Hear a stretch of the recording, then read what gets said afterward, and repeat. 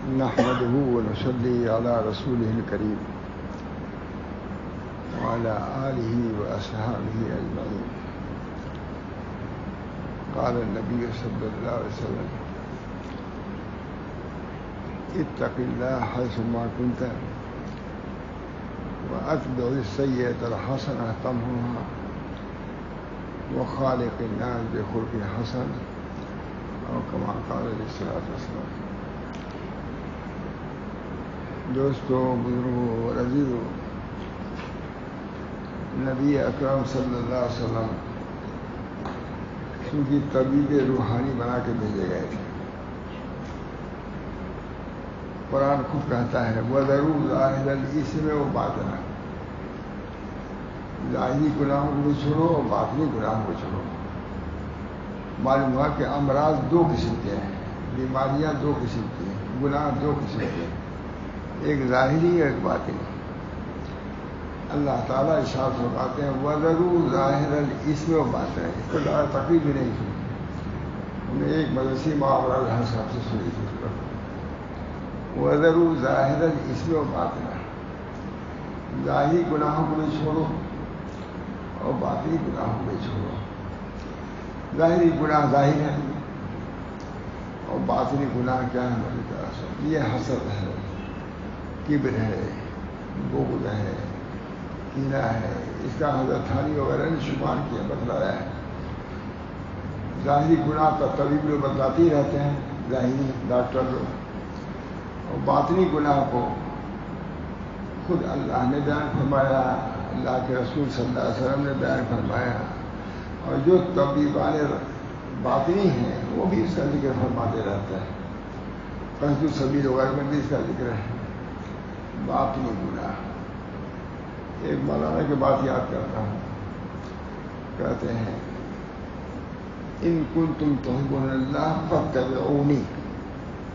اس آتا میں کسی محمد احمد صاحب کہتے تھے: میری اتباع کرو، ظاہری تعلیمات میں بھی اور باطنی تعلیمات میں بھی. حضرت فرماتے ہیں سنن ظاہر میں بھی اتباع کرو اور سنن باطن میں بھی اتباع کرو. محمد احمد صاحب ظاہری گناہ ظاہر ہے، اس میں باطنی گناہ کو بھی چھوڑو. دوستوں، بزرگوں، نبی اکرم صلی اللہ علیہ وسلم روحانی طبیب بنا کے بھیجے گئے تھے. ان سے اتنی منقطع ہو چکا تھا، حضور اللہ صلی اللہ علیہ وسلم نے اس کو زندہ فرمایا. ورنہ کتنی جہالت تھی. اس دور کو دور جاہلیت کہا جاتا ہے. باقی چیزوں کو جانتے ہی نہیں تھے. کبر کی کیا مذمت ہے، حسد کی کیا مذمت ہے. قتل و قتال عام تھا، پرسا پرس سے انتقامی جذبہ رہتا تھا. نبی اکرم صلی اللہ علیہ وسلم نے آ کر کے ان تمام چیزوں کو دفع فرمایا، علاج فرمایا، جاہلیت سے نکالا اور دور عالمیت کو لے آئے. کمال کیا. سب سے بڑا کمال حضور صلی اللہ علیہ وسلم کا یہی ہے کہ جہل کے میدان سے نکال کر کے علم کے چوٹی پر پہنچا دیا. وہ صحابہ کرام جو کچھ نہیں جانتے تھے، امی تھے، مگر بڑے بڑے جو مہذب ممالک تھے ان کے سامنے گفتگو کرنے لگے.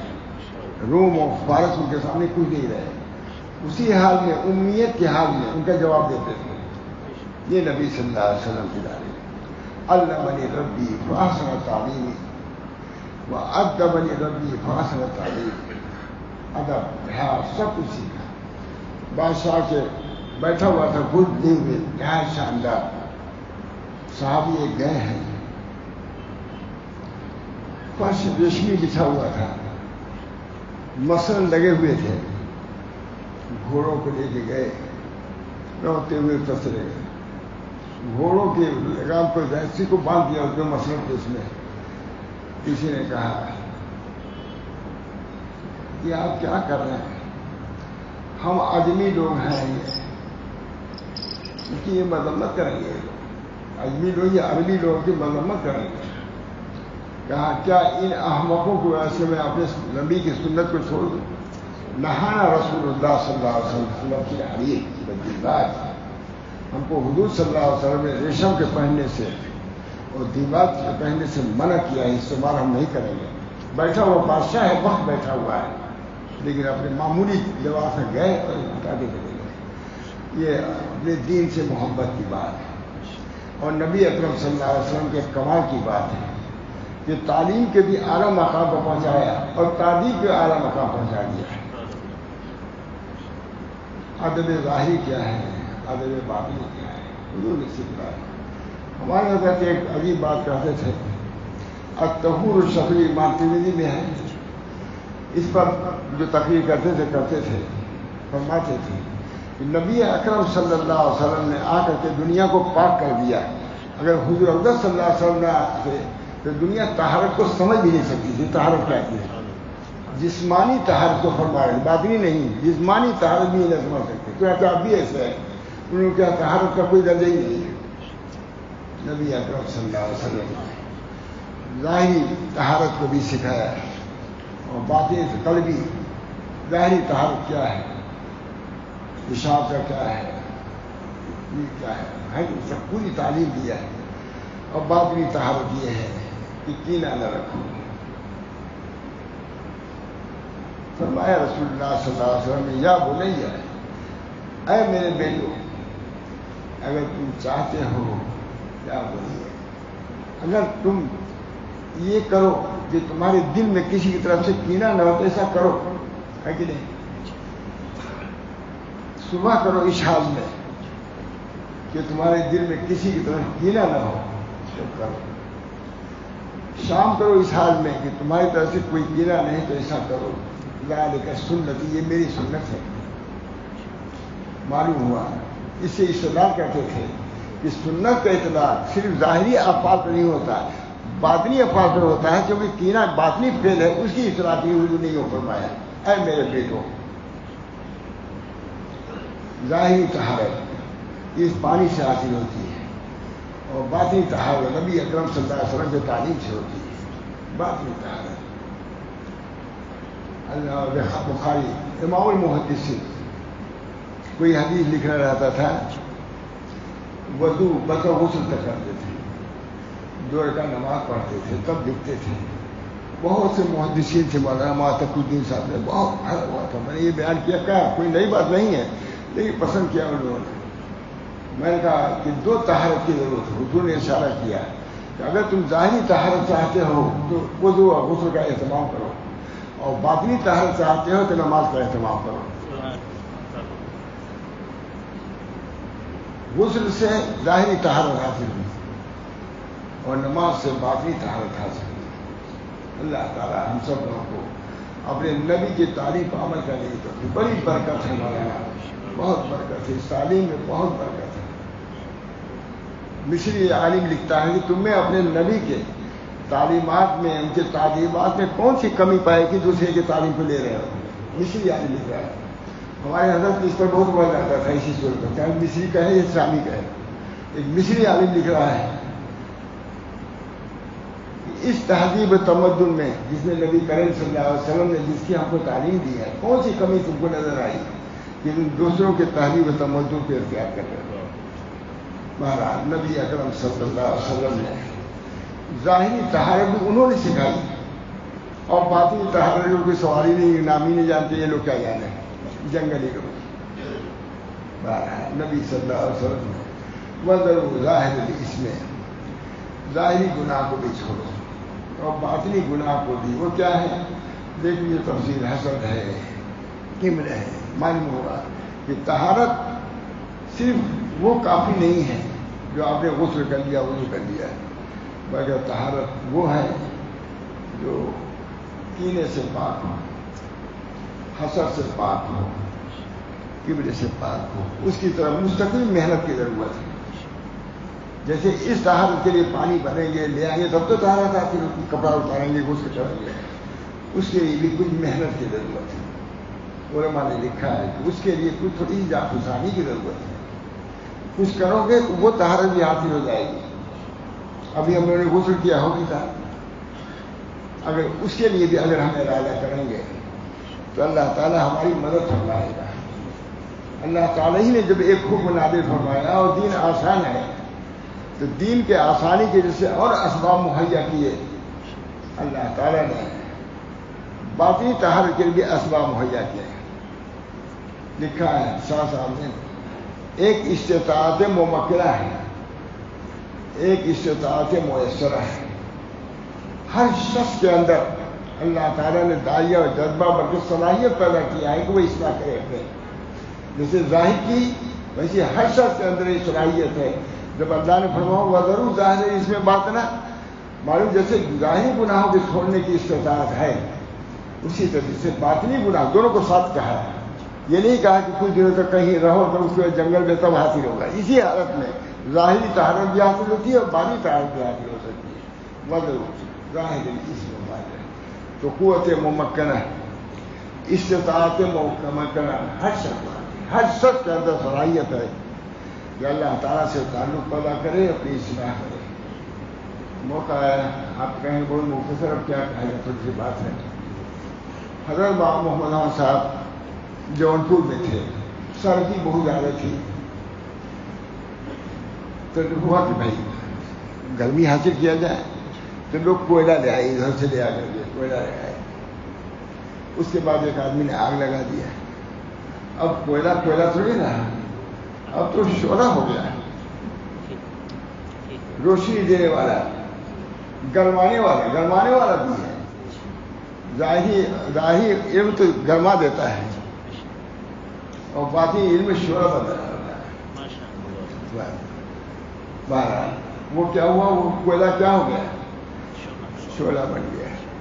گرمی بھی اسے حاصل کی جانے لگی سردی ختم ہو گئی اور گرمی بھی حاصل ہو گئی اسے باقی نہیں کرنی. فرمایا بہت علماء تھے بیان کرتے تھے بہت خاص انداز سے. کہا میں نے کہا دیکھا آپ نے اس کوئلے کے اندر آپ کو معلوم تھی کہ یہ صلاحیت ہے لیکن اللہ نے اس کے اندر صلاحیت رکھی ہے کہ تھوڑی سی حرکت دینے کی اس کو ضرورت ہے. جب کوئلے کے اندر صلاحیت ہے کہ روشنی بخشے گرمی بخشے تو انسان کے قلب کے اندر یہ صفات نہیں ہے بس اس کو گرمانے کی ضرورت ہے.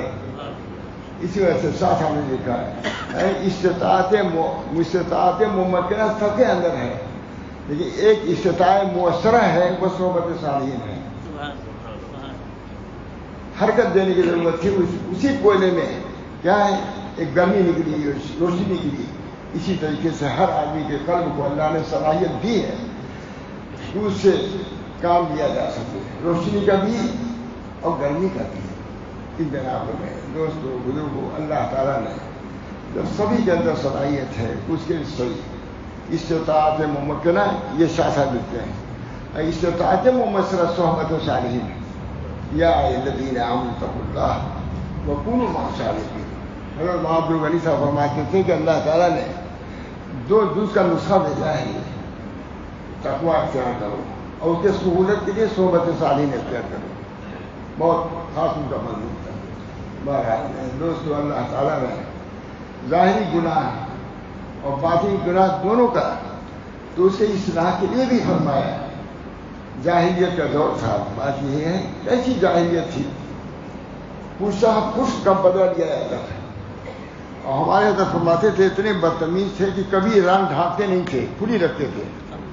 انہیں اتنی بے شرمی تھی یہ میں حضرت سے سنا ہوں کہ اتنی جہالت تھی وہ اس چیز کو جھانکنے کی ضرورت نہیں سمجھتے تھے. بالکل ننگ ڈھل رہتے. کوئی تہذیب ظاہری تھی اور نہ باطنی تھی. نبی اکرم صلی اللہ علیہ وسلم نے دونوں لباسوں سے مزین کر دیا لباس ظاہرہ اور لباس باطنہ. طہارت ظاہرہ طہارت باطنہ سب پاک نبی اکرم صلی اللہ علیہ وسلم کی صحبت. آج ربیع الاول کا مہینہ ہے اس کے مناسب بیان ہے. ربیع شادابی لانے والا یہ مہینہ ہے دنیاوی لحاظ سے بھی اور دینی لحاظ سے بھی. ایک باہر کا موسم آتا ہے اسی طریقے سے یہ ربیع لحاظ شہر فی الاسلام فضول ربیع فی ربیع فی ربیع.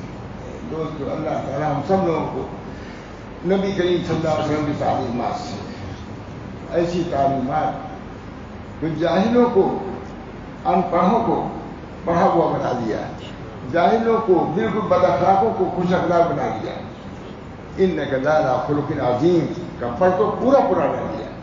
وہ اس تو معلماً حضور نے فرمایا ہے. مالی حضور صلی اللہ علیہ وسلم کو تعلیمی سے شروع کیا, اقرا بسم ربک, تعلیم سے شروع کیا, اور یہ کر دیا کہ یہ تعلیم صرف علمی ظاہری نہیں ہے, بلکہ ہم نے آپ کو خلق عظیم کو پیدا کیا, علوم بھی کامل اور اخلاق بھی کامل. ان دونوں آدمی سے کمال ہوتا ہے. محض علم کافی نہیں ہے. اس علم کے ساتھ اگر میرے دوستو نفس کا تزکیہ ہے, نفس کی اصلاح ہے, اس کی درستگی ہے, یہ بات کمال ہے. علم نافع ہے. اللہ ہم سب کو ایسے علم سکھاتے ہیں. بدر ظاہر اس میں ظاہری گناہ کو بھی چھوڑ. آج امت کہاں جا رہی ہے؟ ہمارے جوان کدھر جا رہے ہیں؟ تصور بھی نہیں ان کو گناہوں کا. ان گناہوں کو یاد دہانی کی ضرورت ہے. علماء کہاں جا رہے ہیں؟ فیضرا معصوم خواجہ محمد معصوم فرماتے ہیں, میں جوانان مجتہدان سے کہتا ہوں کہ اپنی تم ضروری چیزوں کو, قیمتی چیزوں کو, یہ خسی چیزوں پر کیوں نچھاور کر رہے ہو؟ تمہارے پاس اللہ نے ایسی قوت دیا ہے کہ تم سب کچھ بن سکتے ہو. یہ تم نے جاہلوں کی صفات کو اختیار کرتے اپنے کو تباہ کر دیا. بہت اچھے انداز سے خواجہ محمد. میں اپنے جوانوں سے کہتا ہوں کہ اپنی نفیس چیزوں کو ایک رذیل چیزوں پر کیوں نچھاور کر رہے ہو؟ ان کو اللہ نے قوت دیا ہے, لیکن توجہ کی ضرورت ہے. ظاہری گناہ ہے, بات حسد ہے, کینہ ہے. مجھا میں نے کینیڈا میں تقریر کی ایسی حسد کینہ کا وغیرہ, تو مجھے مولانا عبداللہ کابودی ہوئی تھے. تو میں نے کہا مولانا آدمی سے اسے بات بیان کیا, یہ لوگ کہیں گے کہاں ہے کینہ کبڈ کبر وغیرہ کی بات شروع کر دیا. کہا انہوں نے کہا کہ آج ہی تو اچھا بیان ہوا ہے. میں کہا ٹھیک ہے. میں کہا ٹھیک ہے, یہیں سے سب سپلائی ہوتا ہے. ہم لوگ ملکوں میں تو یہی سب چیزوں انہیں لوگوں سے سپلائی ہوتا ہے. ٹھیک ہے, اچھا کیا بیان کر دیا مولانا عبداللہ کابودی. بہرحال اللہ تعالیٰ نے ہم کو ظاہری طہارت کا بھی حکم دیا ہے اور باطنی طہارت اس کا بھی خیال کرنا ہے. اللہ تعالیٰ ہم سب لوگوں کے قلوب کو صفائی سے مزین فرما دے. اللہ متحر قلبی غیری, یہ عمدہ دعا مولانا. اللہ متحر. ماں صدیق صاحب نے پوچھا حضرت سے نصیحت, ماں صدیق صاحب حضرت نے یہی دعا بتائی, اللہ متحر قلبی غیری ونور قلبی بنور معرفت. یہی حضرت صدیق صاحب, اللہ متحر قلبی, اے اللہ ہمارے قلب کو اپنے غیر سے پاک کریے, ہمارے قلوب کو نور معرفت سے منور فرما دیے. نور اللہ تعالیٰ اپنے فضل و کرم سے ہم سب لوگوں کو نبی کی ظاہری تعلیم سے اور باطنی تعلیم سے. فتبعونی کہ مطلب محمد صاحب نے بتایا تھا میں نے شروع میں, فتبعونی فی السنن ظاہر, وہ کہتے تھے, حالانکہ عالم نہیں تھے لیکن یہ کہتے تھے فتبعونی اتباع کرو, فی ظاہری سنن, فی سنن ظاہرہ و سنن باطنہ. سنن ظاہری سے بھی پاک کیجیے اور سنن باطنی سے قلوب کو منور فرمائیے. بس یہ باتیں بھی آنی چاہیے, انہیں بیان ہونا چاہیے, ان کو چھوڑنا نہیں چاہیے مولوی لوگوں کو. یہ حضرت کی بات نقل کر رہا ہوں, چھوڑنا نہیں چاہیے. آپ چھوڑیں گے یہ تعلیم نصیب منسیہ ہو جائے گی. اس وجہ سے ہمارے ذمہ ظاہری ہے, ظاہری علوم کی اشاعت اس کے ساتھ باطنی علوم کو بھی اور باطنی انوار کو بھی اس سے امت کو آگاہ کرتے رہنا چاہیے. سب کے اندر صلاحیت ہے, ہر آدمی اصلاح کر سکتا ہے. ہر وقت آدمی جب نسبت اللہ فرض ہے, خود ثابت در مختار لکھتے ہیں, جیسے نماز فرض ہے اسے اخلاق بھی فرض ہے در مختار میں دے دیے. جیسے ظاہری علوم ضرورت, جیسے باطنی علوم کی بھی ضرورت ہے معلوم کرنا ہے. اللہ تعالیٰ ہم سب لوگوں کو توفیق دے. مختصر میں کہہ دیا ہم نے, جو کچھ تھوڑا سا جو ذہن میں آیا کہہ دیا. اللہ تعالیٰ مجھے بھی عمل کی توفیق دے, میں لوگوں کو بھی. اللہ تعالیٰ ہمارے قلوب کو اپنے نور سے منور فرما دے. اللہم طہر قلبی عن غیرک ونور قلبی بنور معرفت. اللہ تعالیٰ توفیق. اللہم انی اسألک التوفیق لمحابک من الاعمال وصدق التوکل علیک وحسن الظن بک. ربنا تقبل منا إنك أنت السميع العليم برحمتك يا أرحم الراحمين.